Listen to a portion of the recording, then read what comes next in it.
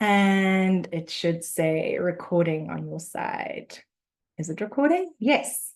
So again, to all of those that have just come into the room, a huge welcome, very warm welcome to everyone across the world to the October WEAll Talk, which is on the introduction to the wellbeing economy. And I have my incredible comms leads, Kate and Frances, who are going to be sharing this presentation with you.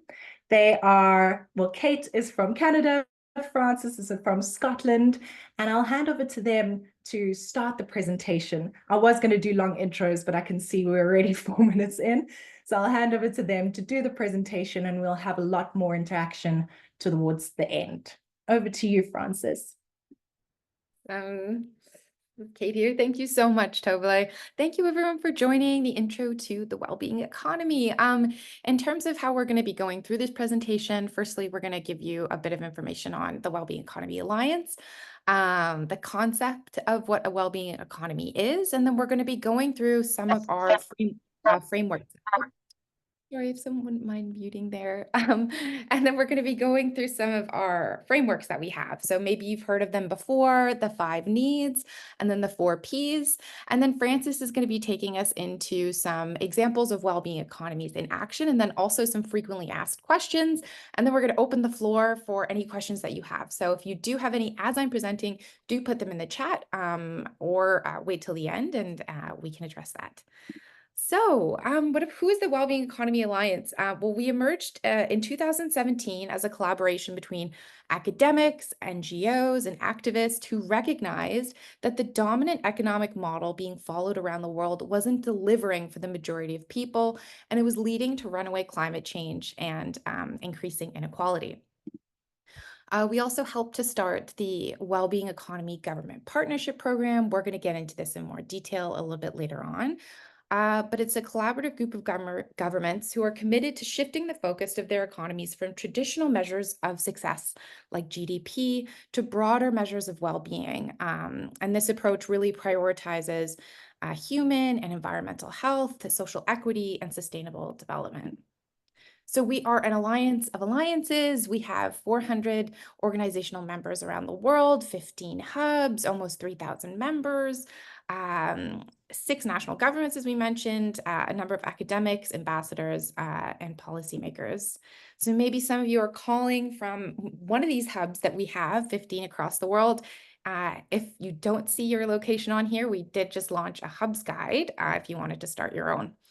And so what is our approach? Well, it's basically a 3-prong approach to helping to shift our economic system. It's narratives. Maybe some of you have attended the call on how to talk about a well-being economy and reframing through cultural narratives to get people to change the way that we think about the economy. The second is through policy. So really shifting the system through policy training, trying to get sorry if you wouldn't mind muting. So through rules and practices, changing that at an institutional level, and then power. So really nurturing and amplifying people and organizations who are already talking about this. We aren't the only ones working in economic systems change. We want to amplify those voices and work together, sort of bottom up, and so we can, create solutions that challenge the status quo. So really, what is the economy? Well, when we think about it, it's actually just the way that we produce and we provide for one another. The economy really should be serving us and not the other way around. So people and planet are not here to serve the economy. So for example, we shouldn't need to justify why investing in healthcare benefits the economy. Instead, we should be evaluating the economy by its contribution to our health and well-being. But the problem is, in this system, we've elevated the economy for so long, it's so hard for us to really move beyond this economic logic. As Kate Rayworth, often of Donut Economics, has described it, we've become financially.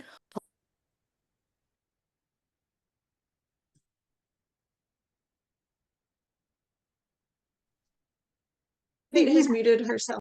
Yourself. Oh, thank you. Sorry, I think sometimes that happens when you mute everyone. I get muted too, so sorry about that. Financially, because today's systems are designed for the highest rate of profit, putting businesses under constant pressure to deliver sales, growing market shares, etc. Politically, because politicians simply often just want to grow GDP regardless of its impact on people and planet. And unfortunately, as you mentioned before, it's one of the main metrics of success. Socially, because thanks to consumerism, we believe that we can really transform ourselves just by purchasing the next thing. But the problem is our planet, our home is really being destroyed by our economic system. And we're seeing the ways that this extractive economic system has impact on climate emissions and biodiversity. In this graph right here, you can see the direct correlation between the increase in GDP and the increase in carbon emissions. And inequalities are running amok. We have extreme, we have 8 billionaires who now own more wealth than 50% of the world's population. And of course, as you can see in the photo, many of these people look very similar. And somehow this economic system and constant competition isn't making us any happier. Instead, we're seeing an increase in loneliness. Depression now is the leading cause of disability worldwide. There's alienation and despair throughout our societies. And the research shows this. Maybe some of you have seen this before, but this is research done by Kate Pickett and Richard Wilkinson. And what this graph shows is that as inequality increases, people have poor off mental health and physical health. So at the top end of this graph, we have places like the United States and Israel with higher income inequality.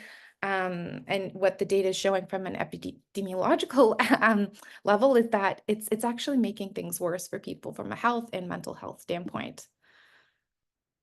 So we have all these challenges that we're facing. Worsening climate, inequality, not just monetary, but gender and racial, and these keep growing. We have a problem of loneliness, and increasingly we're having health crises. But really, our economic system is at the root cause of this, and it is not serving us. And this is really what inspired Wellbeing Economy Alliance to start. And as one of our co-founders says, we see the well-being economy as really a picnic blanket for so many other of the organizations and people and strategies in this movement to lay on. So that could be circular economy, regenerative economy, solidarity economy, or donut economics, etc. But one thing I wanted to bring up is that all of these ideas that are on the picnic blanket that we see are not new. So many of them have indigenous roots in them. So whether that's, maybe you've heard of Ubuntu before or Buen Vivir, but so many of these indigenous cultures had these philosophies of really caring for the environment, thinking about 7 generations later, and looking after one another. I think what's also interesting is, again, this isn't a new concept, but way back when Bobby Kennedy, he also said, gross national product counts air pollution, cigarette advertising, ambulances to clear our highways of carnage. It measures neither our wit, nor our courage, nor our wisdom, nor our learning, nor our compassion, nor our devotion to our country. It measures everything, in short, except that which makes life worthwhile. And what's so interesting is even the inventor of GDP himself, Simon Kuznets, back in the 1930s, they created it after the Great Depression as a way of measuring the economy. He warned US Congress to not take GDP too seriously. He said, the welfare of a nation can scarcely be inferred from a measurement of national income as defined by GDP. But the good news is that there are other ways of measuring success, and we're going to get into different, more well-being frameworks and countries like Canada and New Zealand, and even Bhutan, who have created different metrics that go beyond that. So we'll get into that a bit later. But now what I wanted to dive into is what these are some of the five key we all needs that are a really key part of our framework. So I'm going to dive into these now, which is dignity, fairness, participation, nature, and purpose. So we all need dignity. We believe an economic system is one where everyone has enough to live in comfort, safety, and happiness. But the problem is we're not seeing that right now. I'm in Canada. I'm not sure where you are, but it feels like so many places in the world, the cost of living is just out of control. Here's a graph here of just showing London, how the cost of living has increased wildly. But the problem is when we see the increasing cost of living, it really has an impact on our well-being. And countries like Iceland have decided to take this seriously and again created measures that go beyond this to reduce the cost of living for people and reduce inequality by going beyond GDP. The next need is nature. So humans are one with nature and we give back as much as we take from Earth.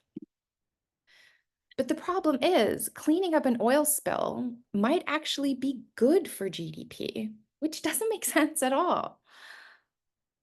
By organizing an economy around GDP growth and making policies decisions based on GDP, we actually end up setting up the wrong priorities.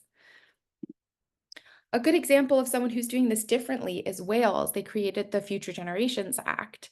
And because they had this in place, there was actually a project that was presented where they wanted to put a new highway through an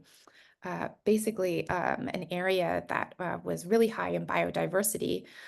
Even though it would increase GDP or profits in the short term, because they had this act in place, they actually rejected it because they said this isn't good for future generations. And this ended up snowballing into other policies where they actually started to invest more in public transit instead. So we all need purpose. We all have a shared sense of belonging, and our institutions serve the common good. A good way I like to describe this need is talking about diminishing marginal returns. So for some of you who maybe haven't taken an economics class before, basically what it means is the idea is you get less bang for your buck the more you have of something.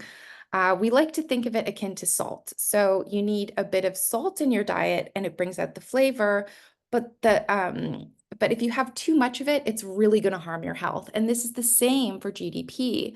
So if we have GDP at the heart and as the purpose of our economic systems, it's not going to be good for our health or the planet. So there's some really interesting research around this. This is a graph that shows, as GDP increases, so does life expectancy, but it hits a point of diminishing marginal returns. And at a certain point, this levels off, and you can see that right here. But what you'll notice is that countries like Lebanon or Chile, or even Chile, for example, they might have a longer life expectancy than the US, but they don't even have half as much GDP as they do. So it really begs the question, how much growth do we really need and how much is necessary? Yeah, and you can see in this graph, it really levels off at around 20,000 GDP per capita. One country that's really doing this differently is Costa Rica. They have 0.03% of the GDP that the US has, but they have a longer life expectancy and they're nearing 100% renewable energy. So it really challenges this concept of GDP. There's a city called Curitiba, and again, they've created different frameworks to measure success so that can influence policies that benefit people and the environment. Another one of the we all needs is fairness. So we believe an economic system should have justice in all its dimensions at the heart of economic systems. But we're not seeing that right now. This is just a graph here of average household wealth by race or ethnicity. This is in the US, but it really illustrates you have whites on the top and Black and Latino on the bottom, and there's a huge disparity there.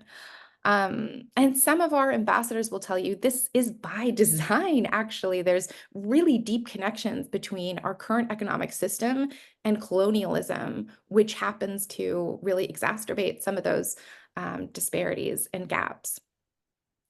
And also, many people believe that these inequalities have a really awful impact on our health as well. And we saw that during COVID. So if we look at this graph right here, unfortunately, we saw Black Americans were dying really at a disproportionate rate from COVID-19 in comparison to what they make up in the population. So this is really, we need to be creating economic systems that are serving everyone. An example of a country that I think has done a good job of this, and Frances will get into it later, but New Zealand, they developed the Living Standards Framework with the Maori people there. Sorry, I see there's a question. If you wouldn't mind putting it into the chat, we will get to it later, but if it's pressing, please let me know in the chat and I can get to it now. Thank you. So yeah, and New Zealand developed the Living Standards Framework. Oh, sorry. To improve intergenerational well-being. And they brought in many of those, as I was mentioning earlier, Indigenous values into the policy framework. And so that actually leads into our next one is participation and making sure that everyone's involved in creating policies and creating an economic system that works for everyone to get rid of these inequalities. So citizens are actively engaged in their communities and helping to make economic decisions. A great way to actually execute this is through citizens' assemblies. Maybe you've heard of this before. So France held one back in 2019, 2020 around climate, and they selected 150 citizens at random, and they presented 149 proposals. And actually, many of these were integrated into France's climate and resilience law. Although some of the recommendations were diluted, it's still really a great step. In Belgium, we love this. This is our favorite example, but they have a permanent citizens assembly. So citizens are invited at random to take part in a panel at 3 months at a time. And the panel then deliberates on a topic and make recommendations, which Parliament must debate. So it's not really just like a one-off.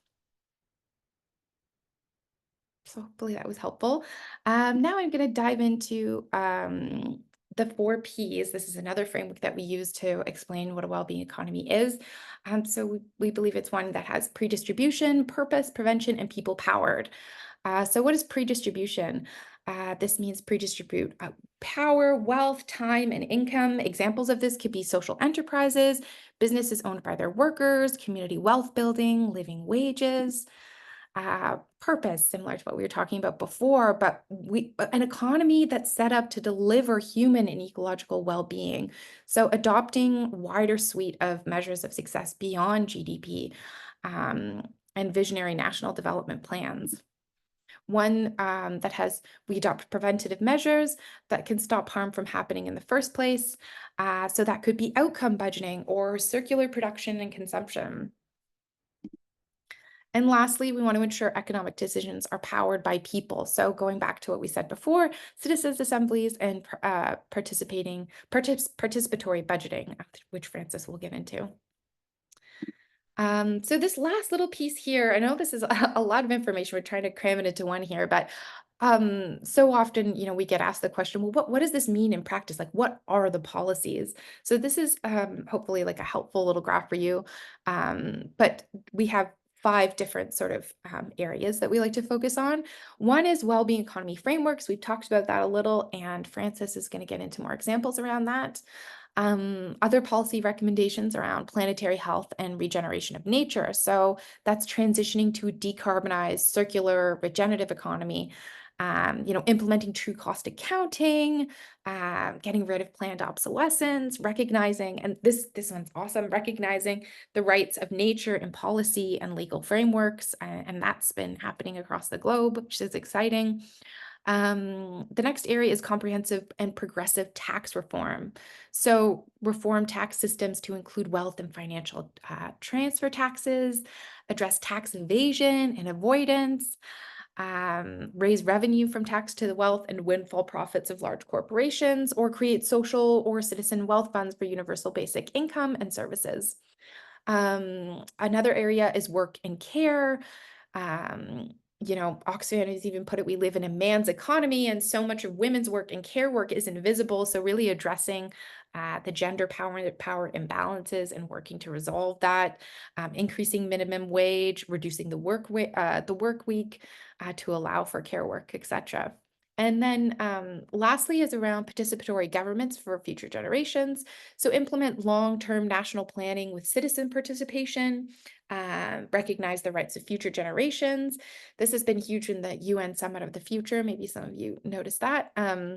But integrate Indigenous perspectives into decision-making and establish future generation legislation for sustainable long-term impact, which Wales has been doing, and the Balearic Islands and many others.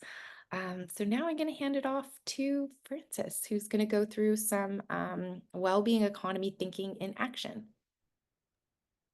Thank you so much, Kate. Brilliant. Yes. So where can we see well-being economy thinking in action? Kate, if you wouldn't mind to move on to the next. Great, thanks. So as Kate mentioned at the top, we have supported the creation of a Wellbeing Economy Governments Partnership, which is a group of countries that have committed to work towards becoming wellbeing economies. So they share expertise as they kind of embark on that journey. Obviously, we're talking about quite a big transformation in our entire economic paradigm. So we're not expecting this to happen overnight. And there's no one country in the world where we can point and say, okay, that's a wellbeing economy. That's what it looks like. But there's so many promising practices that are coming out of people realizing it's time to do things differently. And also lots of old examples that we can use from different cultures as well. So one of our favorite examples of the kind of policies that the partnership shares is the example of New Zealand's approach to wellbeing budgets that was introduced under Jacinda Ardern's government. So under this approach, instead of the kind of usual approach to economics where you just grow and grow the economy, focus on investment and those kind of indicators, and then kind of fix social problems, but not see them as kind of integral to the economy, the government decided to create its well-being priorities. And under her government, that included things like reducing inequalities for Maori communities and reducing child poverty, transitioning to a low emissions economy. Then ministries had to work together to pitch for money according to how they would meet these goals. So that was how they were assessed and went through multiple rounds before they were given money. And this was seen as key to New Zealand's successful response to the COVID-19 pandemic. So there's been lots of interest in trying this approach around the world, and Canberra in Australia is now using it or something similar, and the Australian national government has taken steps towards it as well. So it's a really practical thing governments can do, very common sense. Thanks, Kate. Yeah, and then since the 1970s, Bhutan has been using an approach called gross national happiness. And this is really challenging the idea that the defining goal of government and the defining measure of success is just a growing economy. The concept is really rooted in Buddhist values of compassion and harmony with nature. So more recently, this has been formalized and it's embedded in the constitution. So they use this kind of robust multidimensional methodology known as the Alkea-Foster method. And there are these kind of 9 domains of happiness that policies are measured against, and they look at objective measures and they looked at subjective measures, so how people actually report on their well-being, and they weight these different indicators differently. So they're looking at things like good governance, how people are using their time, people's health, living standards. So it's really balancing all the different material well-being with cultural and spiritual well-being. Great. And then Iceland is one of many countries that's using kind of dashboard of indicators now when they look at their economies. So GDP is kind of just one simple blunt measure, but really to look at our success, we should be going, well, how are we doing on poverty? How are we doing on job creation, the environment? We can't really look at any one measure and say that's success.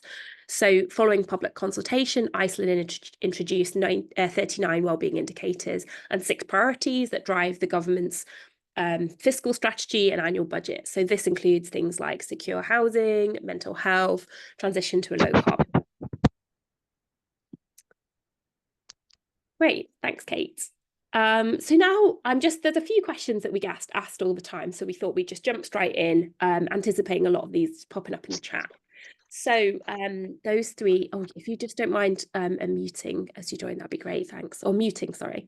So yeah, firstly, what's the role of business in a wellbeing economy? So firstly, it's really important to stress that there's no one size fits all model for wellbeing economy. It's going to vary hugely from place to place. We have some kind of shared principles and goals that we think need to be at the heart of it. But the key part of that is that those goals, as Kate spoke to before with participation, they need to be created by citizens through deliberative processes. So there's not a model that you can just take from one place and apply in another, obviously. So all of this will vary from context to context, but we see businesses as having a huge role to play. So many are already starting to rethink the role and purpose of business, and we need governments to really reshape the landscape that private enterprise is working in, so that doing the right thing by people and planet becomes the right thing to do for business. So that's not just through regulating out the bad stuff, the harms and the damages, but playing a huge role in incentivizing and supporting the kinds of businesses we need in a wellbeing economy, the kind of industries that are going to contribute to our human and flourishing and the flourishing of nature. And we need the kind of business models that are actually kind of designed to pre-distribute power and resources to be very easy and incentivized to create. So like cooperatives, social enterprises, and employee-owned businesses. Thanks, Kate.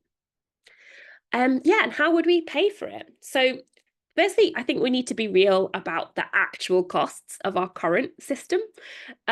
We produced a report, Failure Demand, a few years ago, which I can drop in the chat, which detailed some of the ways governments shoot themselves in the foot and create so many more costs by making policies in quite a short-term way, from election cycle to election cycle, rather than really investing in preventative policies and tackling policies upstream. Problems upstream.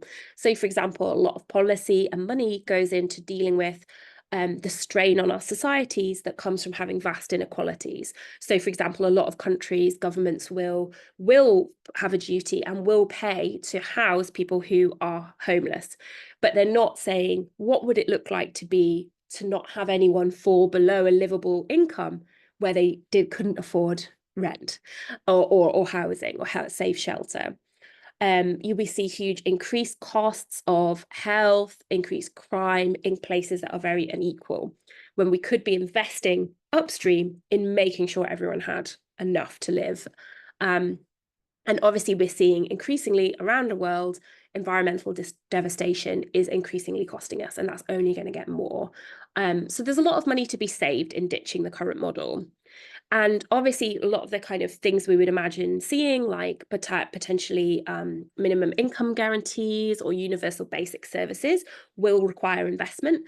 And we think there's things like progressive taxation, like wealth taxes or windfall taxes on excess profit, could enable investment in things like a minimum income guarantee. So just using an example from the UK, and I know this is a pattern around the world, we had a cost of living crisis this year where people were really struggling to pay their absolutely basic fuel bills. And at the same time, the CEO of BP, the British Petroleum, one of the major oil producers in the world, saying that that BP was like a cash machine for their investors because they were just reaping such huge profits, and that was all in the same year. Thanks, Kate. Yeah, and last but not least, why don't we advocate for green growth? So you probably see a lot of talk at the moment, as increasingly governments do start to talk about climate change and nature destruction, the solution within the existing paradigm often comes out as green growth. We can just do what we're doing, but just green it. So I must stress firstly that we are growth agnostic and growth skeptical. We don't think growth is a very helpful goal. That doesn't mean all growth is always going to be bad. So there'll be a lot of lower income countries where some growth may be necessary, even though we don't think that having growth as the goal is necessarily the most useful thing compared to saying, okay, well, our goal is to make sure everyone has a livable income, for example. But yeah, for rich countries, as Kate was showing with diminishing marginal returns earlier, a lot of places we're past the point where growth is actually contributing to our well-being, and we know there's more than enough stuff and wealth to go around. It's just very unequally distributed. So growth really relies on an ever-increasing production and consumption, and we've already breached many of the Earth's natural limits. Growth is all about just more and more activity. So that's why it's so problematic. And crucially, no one has convincingly mapped out how we could decouple climate emissions at the rate that we need to get within planetary boundaries to decouple that from growth. And you know, as the saying goes, and thankfully it's increasingly common to hear this, you can't have endless growth on a finite planet. Okay, so that's the end, I think. Yeah, thank you to listen to us. And I think we're going to open it up to questions now, and I'll hand over to Tobele. Thank you, Frances and Kate. That was amazing. Maybe you can stop sharing your screen so we can see everyone's faces and connect a little bit more. It's so good to see you all. And this is the opportunity for discussion and conversation. And we hope to share our insights, but also sure you have many insights. As I said, this is kind of a co-created journey that we're all on. There are so many questions in the chat, and my fingers can't even type fast enough. So please feel free to air your questions verbally. Just put up your hand, your virtual hand, if you can find it. Otherwise, you could just put up your hand and I'll try and look for it. And yeah, we're going to go into a series of Q&A, and Frances and Kate will do their best to answer your questions. And of course, if we don't get to all of the questions now, I'm going to try and make a note of everything in the chat so that we can get back to you at a later stage as well. So let's start with Justin. And then Verita's question, I know, was in the chat as well. So Verita, if you don't mind coming back up to share that. We'll go to Justin, then Jeff, and then Scott. Let's go. Good morning, good afternoon, good evening, everyone. Thank you for such a wonderful presentation. It's amazing how diverse the audience is, people from all over the world. It's really wonderful. But yeah, I live here in Burlington, Vermont in the United States. So hello from the States. But my question was if we are in agreement that green growth is misguided because growth is inherently materially intensive, that it inherently that we haven't found a way to decouple material throughput from GDP growth, then why not be actively degrowth as a community as opposed to being growth agnostic when we know that growth is harmful in a lot of ways? And also, I think the degrowth movement has a lot of other sort of like anti-imperialist, explicitly anti-consumerist stances. And so I was wondering what the motivation was behind the decision to be growth agnostic. Thank you so much for all you do. Shall I take that? We're doing one at a time. I was going to say, do you want me to ask a few, those three first, or do you feel like that's loaded enough to answer directly? Maybe if we do a few at a time, because we've probably got so many. Perfect. Right, yes, now, so that's what I was thinking. Shall I just answer this one? Because I'm just sure. Yeah, cool. Thanks. Yeah, great question. So yeah, I suppose the key thing to note about the wellbeing economy movement and framing is like, oh, I'm so sorry if you can hear my cat in the background. She's pestering me for an early tea. The whole point really is that we're a kind of broad church for everyone in this space who might have different emphasis points. So within that, many of us will be very clearly degrowth. So we have, for example, Jason Hickel is an ambassador, but we also have people with quite a diverse spectrum of all of the sort of post-growth people. So that's a very deliberate thing, so that we were created because we found a few years ago, it was like, all this amazing stuff was happening, but it's not necessarily adding up to a huge transformation in the public discourse. And obviously, to get this change, we need to change the whole economic paradigm that we're living under. And I think, yeah, so that might mean we're maybe more able to have some influence with governments, because we're not always talking with such a radical voice, but we have very radical kind of elements within our space. So we're much more of a network than like, it must be this framing. So for example, we have hubs around the world. And, you know, for example, in Brazil, they're called Ultra Economia. In South Africa, it's African Liberation Hub, Africa with a K. So very different articulations. So we're not really precious about the term wellbeing economy. So, and I think, to be honest, we do really agree with everything that degrowth says. I suppose it's more that we don't say, also, if you're coming from a country where you have very low growth and there's like high levels of poverty that aren't just about inequality, it could be a little bit alienating. So we find this kind of an inclusive framing in that sense. And also just from a narrative change perspective, when we're trying to change norms, leading with degrowth is a very difficult, it's almost like saying de-love with the anti-love movement or something. Grow is like, it's what plants do. So we find it quite a helpful one for like people who might not immediately agree with us. It gives us a way of talking about the issue that isn't immediately coming in with that terminology. But we would, you know, even in our team, we've got people who would be firmly like in the degrowth camp. So I would definitely see it as kind of part and parcel, maybe just a slightly different emphasis in framing, if that makes sense.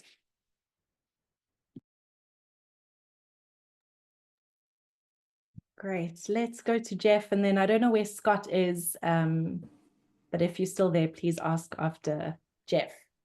Yeah, hello everybody. I'm very pleased to speak today. We joined the Wellbeing Alliance a few months ago now, and we were very excited to bring to the community a tool to measure at a microeconomic level how we can consider human happiness around the world. And that's what we've just done a few days ago. And we displayed a map, a world map, which is open, decentralized, secure, and accessible to anyone on Earth with an email address. So I would just like to tell you this good news, because it's a good tool we can all use in the Wellbeing Economy Alliance and everywhere else, because as you said, if it's about shifting the norms, there is something to do with accounting, and we need microeconomic tools to account human happiness, as long as it is centered on human impact and planetary impact, positive impact. I mean, economic growth could be a good thing if it's centered on human happiness, and that's exactly where we want to go. That's what I wanted to share to you all today. Thank you. Great, thank you. Yeah, please share that in the chat with us. That's really exciting. Let's go to Scott first, if you don't mind, Paul, and then we'll come back to you, because I think they were first. Yeah. Thank you. I lowered my hand because the first question pretty much dealt with my concern. So I was chatting up with some folks interested in degrowth, and just wanted to get your opinion on degrowth, which you handled. But Frances, your cat waiting for tea, I think that's the line that will steal my day. I'm not quite sure what that means. Is the cat having the tea, or is the cat just waiting for your attention during tea? But that was lovely. There was a comment that came in that I didn't actually read, but I saw the word bioregional economy. I think it's important, especially in the Wayne Vivier Latin American context, to acknowledge the centrality of doing an enormous amount more to address the ecological harms that are happening in the planet. And the bioregional economy, I think, has a framing that does that the best. The WEAll economy seems a little more urban-based, but I know there's an urban-rural kind of dialogue thing that's part of WEAll as well. So I guess how rapidly can we all get towards a bioregional framing will be my question. Sorry for taking so long to get that out. Great. Kate, do you want to respond to that? I know Frances has responded to the cat question in the chat. Cat question in the chat. Yeah, sorry. I mean, I'm not as familiar with, I mean, I brought it up in so maybe Frances, if you're more familiar with this question or not.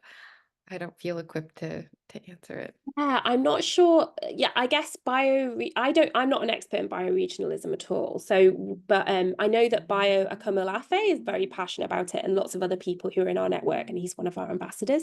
So I think this is the thing, we're very much like you'll see from the presentation, the wellbeing economy isn't like do X, Y, and Z. It's that picnic blanket for all of these things to sit under. So we bring it all in. And actually one of the things Tobele uses these talks for is if someone wants to kind of discuss one of these specific lenses, then they can do that in one of these forums. So I think bioregionalism is really like creeping up the agenda. I'm hearing the term a lot more.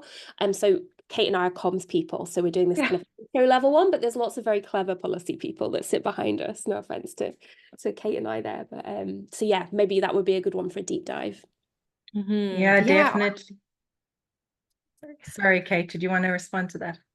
No, I was just going to say we're going to mention this in the end at the end, but we do have a online community engagement platform where we have, you know, some policy leads in our organization and other people who are experts in this. So everyone who registered, we're going to send you an email where we can follow up with some of those things. So yeah, that could be a place for it too.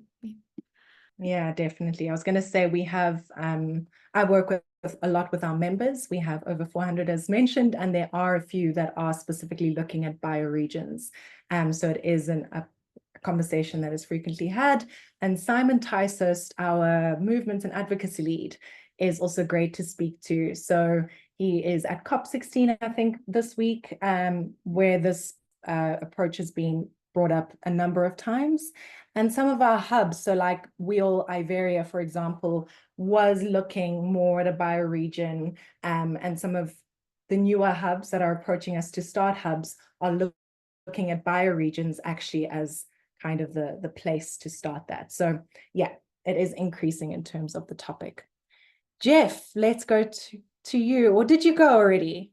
I think your hand is remaining up. So let's go to Paul, and then we'll go to Birgit, sorry, and then Sanjay. Smisha an Weinig agus Tourme Banachdi, na Tuha de Danan, Oring Gulair, are bringing you the blessings of the ancient Tuha de Danan of Ireland. And I heard talk about growth there, and we are testing a model here in Kansas and in Europe where we are measuring the growth of different forms of capital. So intellectual, human, interrelationship, natural, manufactured, social, and cultural. So I think it is possible to have a growth mindset depending on what you measure. And we are measuring intangibles such as compassion, kindness, listening. So it is possible to measure, and I saw it in the chat. As soon as you measure something, you kill it, and we understand that paradox. So we are working very coherently with language as much as we can. Many thanks and blessings on all of our work. Beautiful. Thank you. I really appreciate that comment. Let's go to Birgit. Sorry if I'm pronouncing that wrong. Please correct me. Yes, hello to everybody. Yes, I'm so glad that I'm joining this group. I'm really passionate about the priority changing in economics, since I'm an economic, and then I was into language, and now became a happiness coach because I'm so it's so an important argument to me, and I'm following this actually since from the Club of Rome. I don't know if you heard of it, and it was already in the 60s. And in the 60s, there were already 2.8 billion people. Now we are 8 billion people. So the longer we're waiting, the harder I think it gets the re-education process. So I was just wondering how it's gonna be. I mean, all those ideas, all those theories, many people, very important people, thought already about that. like Kennedy, he said it already that gross domestic product is measuring the wrong thing. It should measure courage, intelligence, how many language you speak, how much do you know about culture, about art, about movies, all these immaterial things. And I just was wondering how they're gonna put it into practice. How can you shift all this? Who are the institutions? I mean, it's so nice that people are working on it. There's awareness, but my big question is, how can you shift it? How can you do the transformation if you now see that everything is growing, especially in Dubai, Abu Dhabi? I mean, they build buildings like energy is no problem, like resources are no problems. So that's on the other side of the world, or in China. Yeah. They don't even care about resources. I have the feeling, so that's why. So sorry that I was so long, but it's really important to me, this argument. Thank you. No worries. Thanks for the question. Yeah, I mean, that's so many people are working on this, and so I can really only speak to our approach. But as we mentioned in the beginning, we have sort of a 3-pillar approach to this. So it's through narratives. It's really changing people's minds about this. I think what even got me starting to think differently was when I realized, the GDP growth in the US, but then realizing that life expectancy was falling, and I was like, this isn't making sense. And so I think it's through the narrative. And so as comms leads, we try to put out content that has certain narrative framing in it that can help to really shift people's mindset, not just for the short term, but for the long term.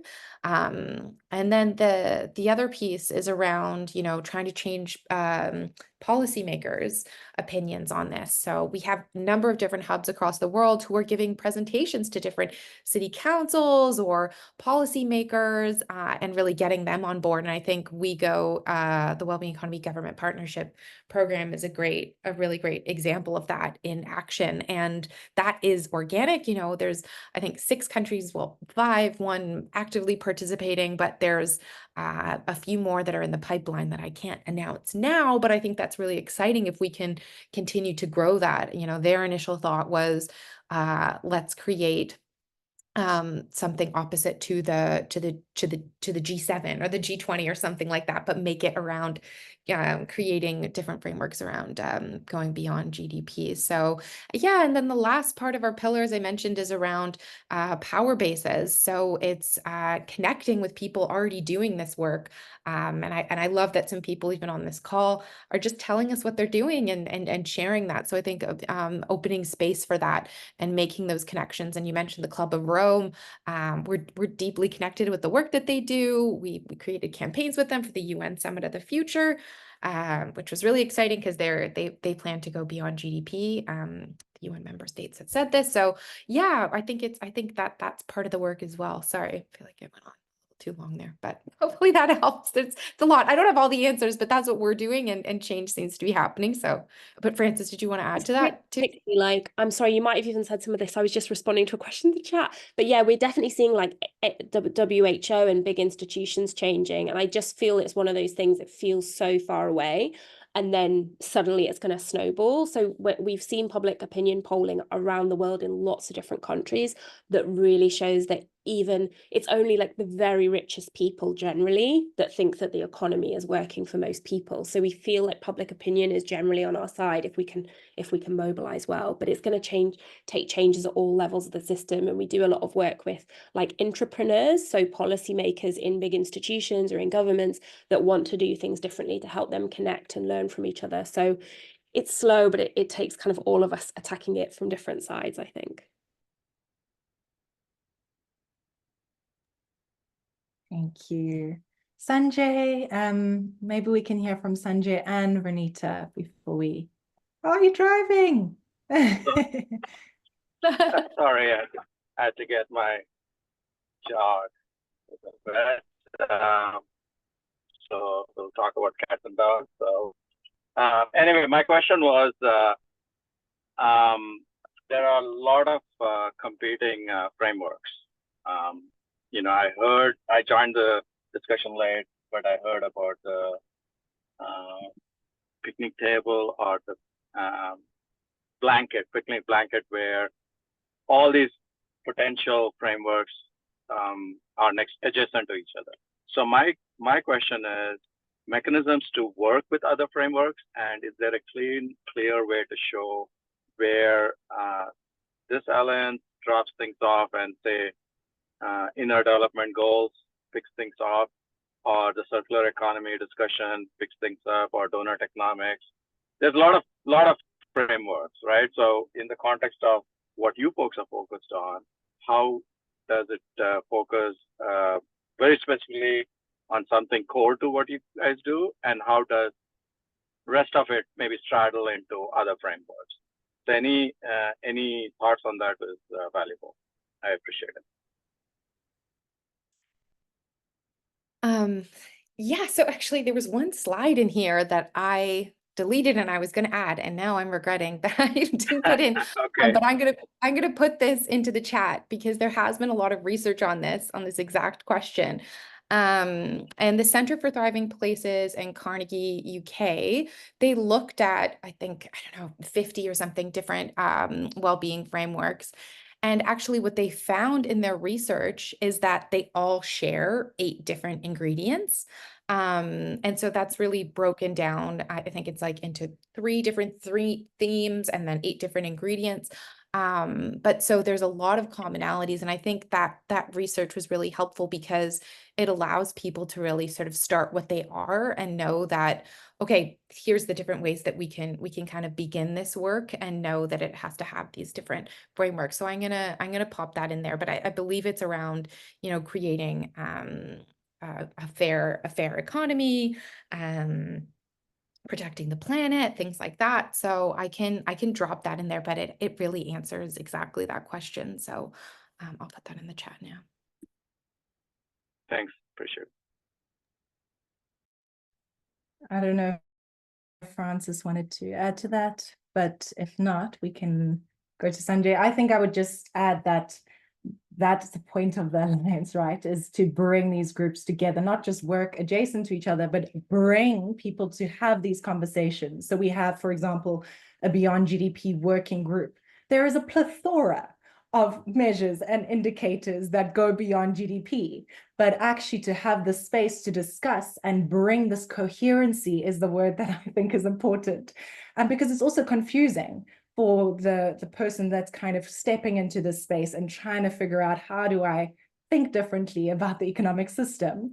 How do we create a little bit more coherency, but without kind of losing that plurality? Because I think that's the tension, right? Is that it's not a one size fits all. There is no savior of the day that's coming to rescue your country. It's also about unearthing the wisdom that exists in these spaces and places. And so to highlight and amplify that is also just as important.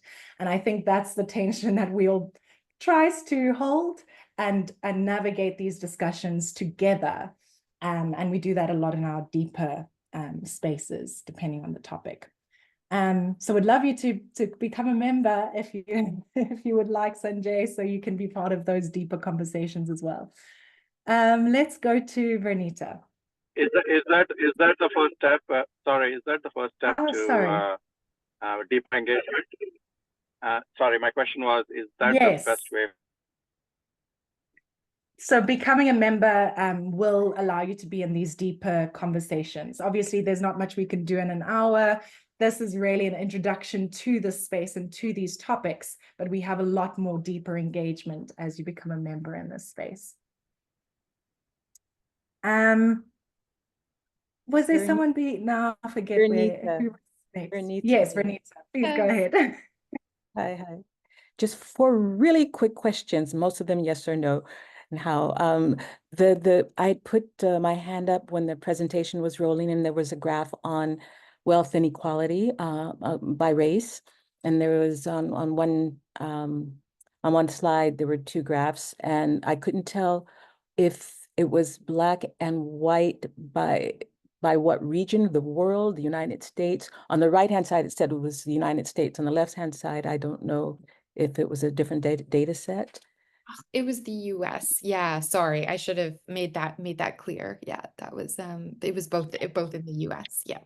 I'd be fascinated to see one globally because as well, and Yeah. that up to date one. That would be great. The global governance or the governance that was mentioned, I'm just curious to the extent that WEAll is doing work on the global governance piece. Certainly there was the Summit of the Future in New York. And yes, there was talk about charter reform, but that's about as far as it got in a lot of debates and what have you.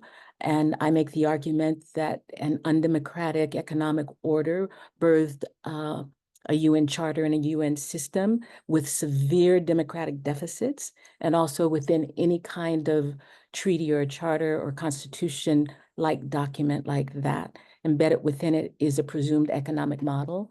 And so that's the nature of my work right now. And so I'm just curious if anybody's working on that, and if not, here I am.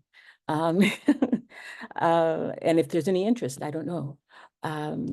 The other part, and since you said, thank you for your response to the question in terms of the response to why not just hone in on degrowth, and you said you wanted to create a broad tent. In essence, that's not the term you used, but and I heard that. So to that extent, the extent to which you talk about the human rights economy, and the work being done through the UN on human rights economy, I don't know. I'd be curious to learn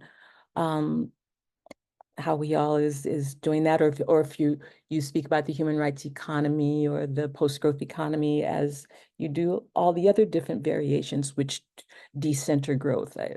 And finally, there was a map about the hubs that you have. And I saw in the Northeast United States a spot. I didn't know where that was though. Where was that?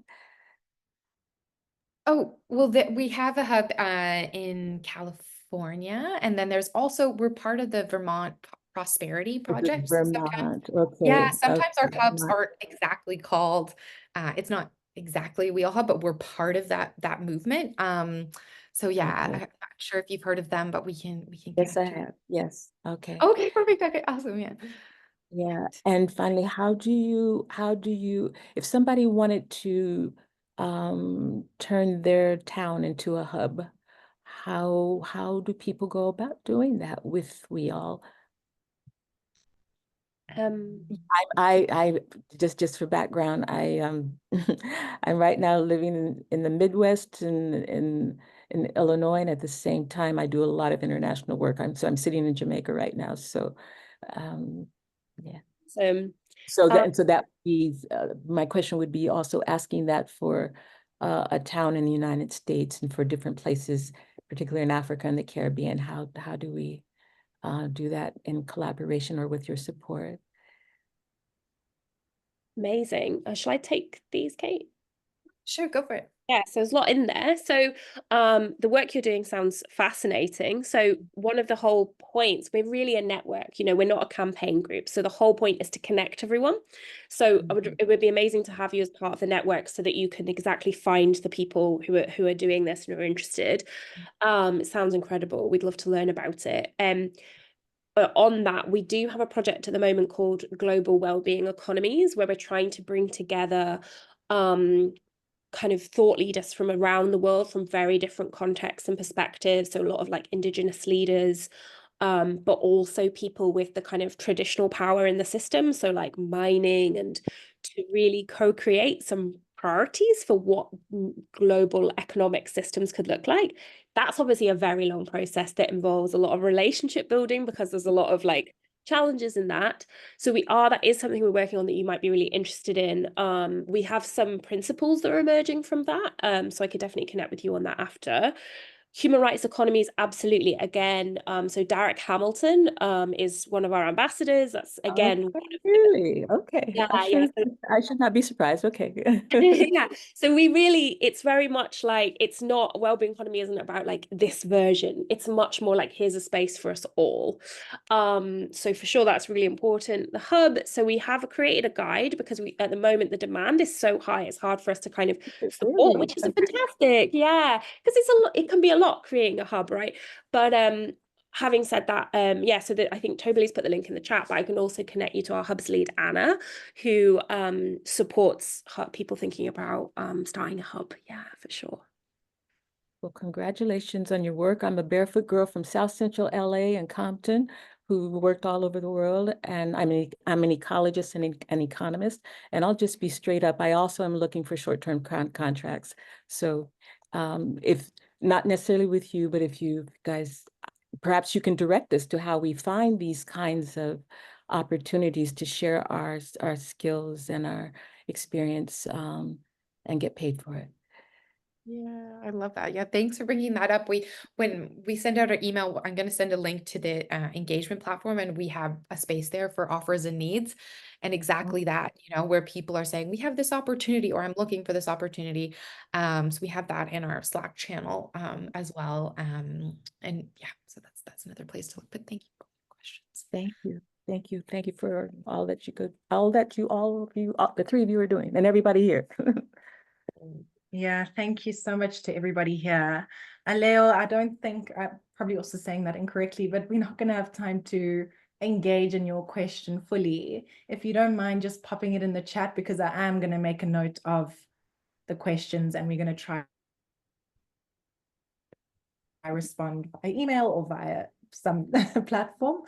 But apologies about that. We have come to the end of the hour. There are so many questions still to answer and engage in. And even the comments have just been so fruitful and really helpful for us to think about how we present this going forward. So thank you so much for that. I know Kate had some closing comments of how you can stay engaged. So I also just wanted to mention, I've popped my email, I've popped Ada's email. So if you're wanting to become a member, please do contact me. And I've also popped the members page from our website. So you can read, if you're wanting to read more, what does it mean to be a member? You can read it there and you can make a decision if you want to join that. But we also have a broader community, which I think Kate will share as well. So I'll hand over to Kate to close. Amazing. Yeah, just two other quick things, and you'll see this all in the email and follow up, but we're launching a course specifically on well-being economies, and we have some great speakers that are part of it.